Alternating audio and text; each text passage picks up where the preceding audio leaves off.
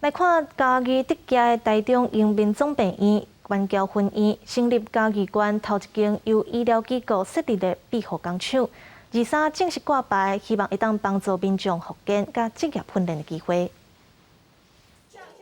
甲县长安怎整理便所的环境？庇护工厂的校员黄先生讲，来工厂已经2个月，各种物件让伊感觉真实在。这边的交通也很方便，